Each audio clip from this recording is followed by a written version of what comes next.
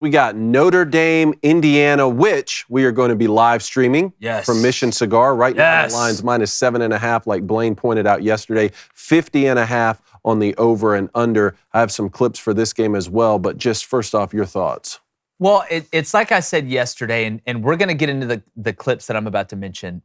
If you just look at the box score of the Ohio State-Indiana game, you are going in this game thinking Indiana doesn't deserve to be here. They got, they played one, unbelievably tough opponent. They got embarrassed. And yes, Ohio State deserves credit for winning that game. They did end up blowing out Indiana. But if you watch the game, you may have a little bit of a different take on it. Indiana fumbled a punt when that game was 7-7, then gave up a punt return for a touchdown. Literally, into the second quarter, you fumble the punt. Like literally just fumble the snap. The punter dropped the snap. It was a pretty good snap. Then, starting the second half, when you're down a touchdown, you instantly give up a punt return for a touchdown. Now you're down 21-7. Indiana is a very routine team. What do I mean by that? They do not possess the ability to hit explosive plays all the time or come back from down 17 to 20 points against quality teams. They have to stay on schedule. When they wake up in the morning, they brush their teeth at the same time, same amount of time after they wake up. Then they go put the coffee on. Then they go crack a couple eggs and cook them. Then they eat. Then they go to work. Then they make their calls. They check their voicemails. It has to stay on schedule, and they're great at it. It's almost boring when you watch it, but there's a beauty in the boredom. But when you operate like that, if you get behind or something goes off schedule, maybe you forgot to get eggs. Oh, God, what? Now my day's ruined, right? Maybe I didn't go get toothpaste the day before. Now my day's ruined. It throws you off, and I don't know if they have the capability to rebound from that. So staying on schedule with a quarterback like Rourke, who I got a lot of respect for, that does have good feel as a passer. He's a really good anticipatory thrower, but he lacks the ability to create like some of these other quarterbacks. Therefore, he has to stay on schedule, and that offensive line has to stay on schedule like the whole team does. But with that offensive line, what keeps them on schedule, David? It's the run game and the balance and that versatility of Curt Cignetti's offense. Again, it's not sexy. Surratt and these other guys don't run by people. They're great possession receivers. They can go get 50-50 balls, but it's very hard for them to hit 60, 70, 75-yard plays against good competition. So that ability to run the ball kind of camouflages that offensive line a little bit, which slows down that pass rush, which gives Rourke time to let these routes develop, which gives him time to work the short to intermediate to long game. So with Indiana, I think that the path to victory is narrow, not because they don't deserve to be there, but they are not a team that is able to create. They are not abstract. They are not Jackson Pollock. They're more like me, just making sure I color inside the lines and the picture will look good. That's what I think about Indiana. Yeah, I mean, Indiana to me was not only holding their own against OSU for a quarter and a half, they were really setting the tone. Kicked their ass early, David. Goal line punch in. Goal line stand, multiple third down conversions against zone coverage and man coverage. They did turn the football over on a strip sack fumble at one point, but they immediately turned around and created a turnover on Will Howard. Now, if your point is, well, I don't think OSU's that good, well, then that's fine too. This is just the best team they played. But there were really three moments there. We said for a quarter and a half, they were setting the tone. For 2.5 quarters, OSU made their dominance felt. There were those three plays in the middle we talked about yesterday. Why don't we go ahead and bring them up and talk about them? Let's just start with 21A. Which one's 21A? Let's go 21A. Two of them are special teams. Yeah. This is the 3rd and 35. Yes. So, again, this is the ability for Ohio State to create. I don't think Indiana can create like this. That's the difference. Then they went for it on 4th and 10, David, and got it. Indiana's up 7-0 there. They were on schedule that whole first drive. I watched it over at our boy Cercio's house. I'm sitting there watching Indiana like they're playing Maryland. It's just right down the field, just plugging along. But then when you got to improvise, when all of a sudden the director says, hey, forget the line, create your own line, and it turns into a disaster, I don't think they can pick up the pieces from it. Let's go ahead and play this clip of when it's 7-7 with 1:47 to go in the second quarter. It's been a hell of a game. Indiana's about to punt it back to Ohio State, and they forgot to buy the damn eggs. Can't happen. This one, muffed. Ohio Can't State. Downs Evans at the 5-yard line. So you end up going down 14-7 at half, right? Right? Yep. Start of the second half. There's 13 minutes to go in the third quarter. Ohio State's up 14-7 because of that drop punt. Indiana comes out. I believe they went 3 and out, and then you have to punt again. Let's play the clip.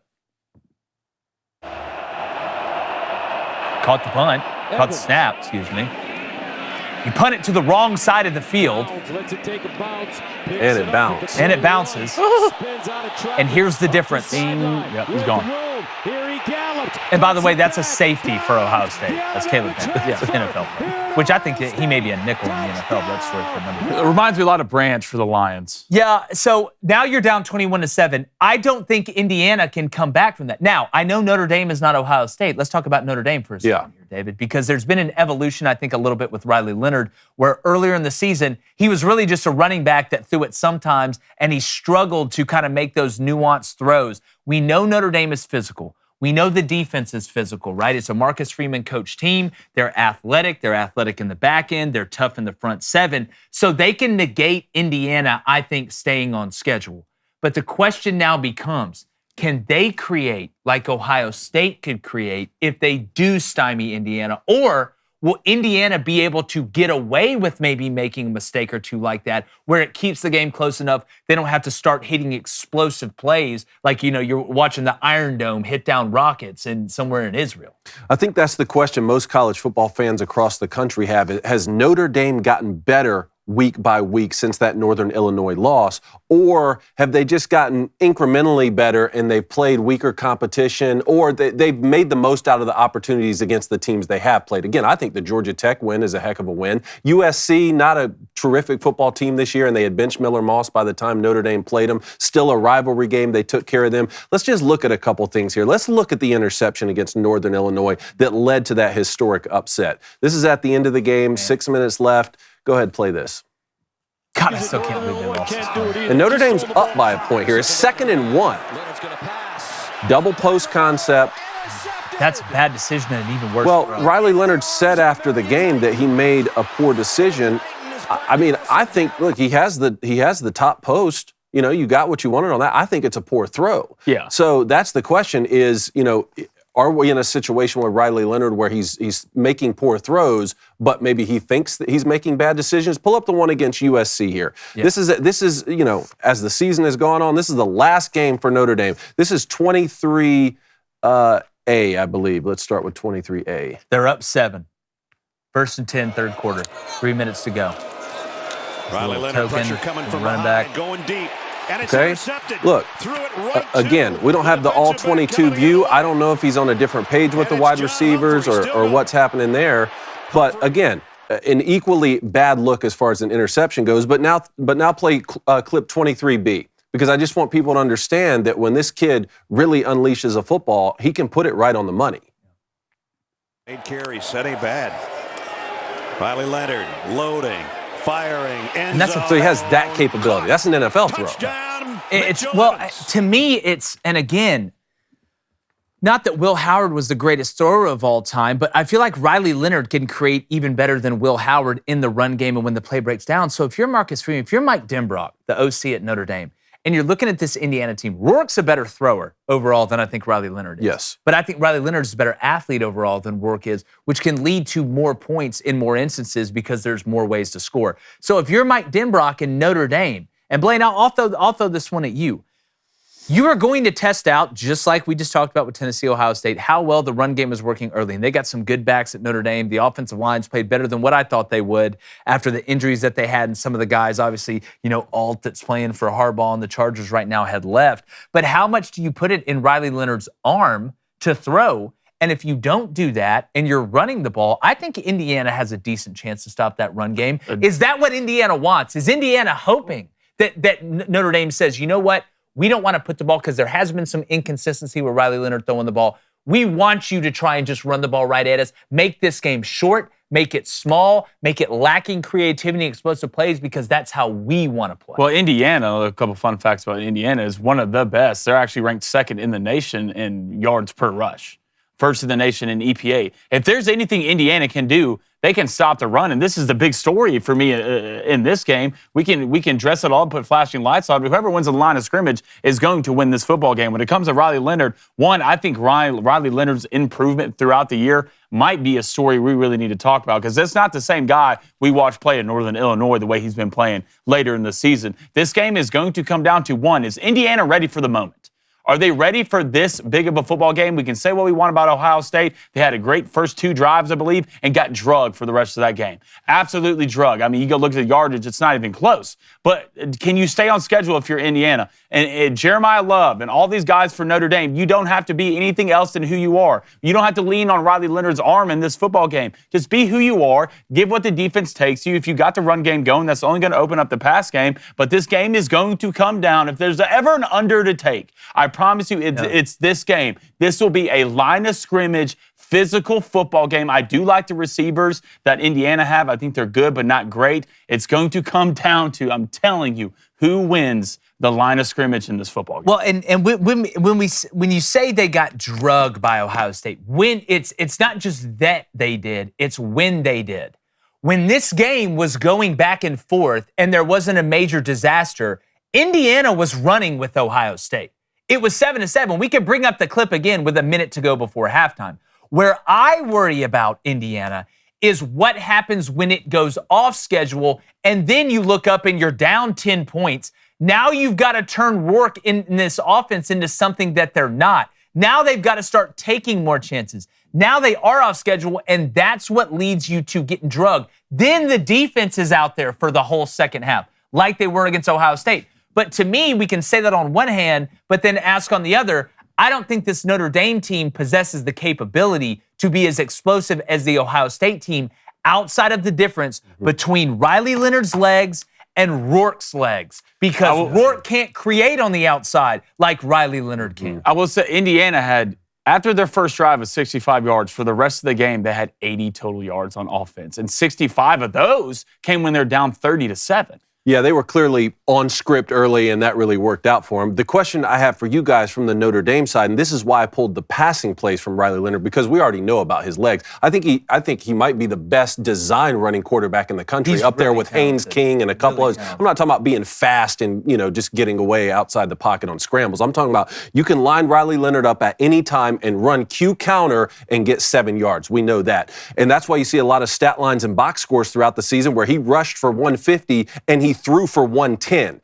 I don't think that's going to be good enough for Notre Dame to win a national championship with some of the teams he's going to have to go through in the bracket. My question for you guys is that sort of performance where Riley Leonard has a really good game on the ground but doesn't really have a lot of success through the air, is that good enough to beat Indiana? I think it is. To me, and again, I don't want to make picks yet, we're so far out, but this just feels like a game that is really close, that is played in a phone booth throughout the whole game, and then in the last couple possessions, Riley Leonard, whether it's on a pass where he decides to take off and run, makes 2 guys miss and scores from 30 yards out to give them the touchdown that goes ahead, or he's able to break a tackle, make a safety miss from Indiana in a designed run and goes and scores a touchdown to be the difference. But if you are Indiana, if you are looking at this Notre Dame team, you have got to make Riley Leonard throw it to beat you. And you brought up, Blaine, they're one of the top countries in defending, or top teams in the country in defending the run. They're second in the nation. Second in the yards nation. per rush. That, to me,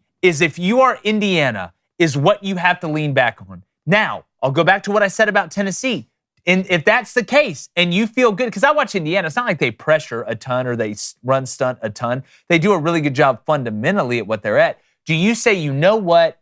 We're going to go into this game and we're going to load the box and we're going to make Mike Denbrock make Riley Leonard beat us with his arm? Or are we just going to keep doing what we've been doing, try and stop the run with an even box on early downs, try and get you in third and passing, and then bring our exotics, then try and confuse Riley Leonard and maybe get some of those turnovers like you saw against Northern Illinois or like you saw against USC and wait for a miscommunication? I think field position is going to be huge. It always is. Huge in this football game. And obviously, if you're Indiana, you cannot blow it like you did on special teams. All right, let's go to Jay Hud. What's up, man? He says, Notre Dame will win the line of scrimmage. That was Indiana's biggest weakness, even when they were found well the entire game against Ohio State. Notre Dame is big up front. And when I say big, big. Yeah, but I don't think that's a crazy thing to say. Whose offensive line would you take right now? Notre Dame or Ohio State's? I may take Notre Dame's. Yeah. It's not like this Ohio State team is just mauling people on the offensive line. I think it's a good comment. And remember, everything that you guys are saying about the field position and the time of possession and the under and all that kind of stuff, that's what I thought we were locked in for in the Notre Dame and Louisville game with their defense. And all of a sudden, that was, I think, the week we were at Innisfree with Alabama, Georgia. That thing on the television starts turning into a shootout out of nowhere. Every time they would. And I think Indiana has had some problems up front protecting York. That's what I'm saying. But what camouflages that? The run game. The run game. The run game is the best form of pass protection for a quarterback that there ever could be. Let's go to Tom McLaughlin. What's up, Tom? He says 8 teams Indiana played had losing records. I think they get absolutely drugged by Notre Dame. Do not trust this football. How many teams did Notre Dame play with a losing record? I don't remember Notre Dame playing any. I mean, what's their best win? Texas A&M. A&M. That's 8-4.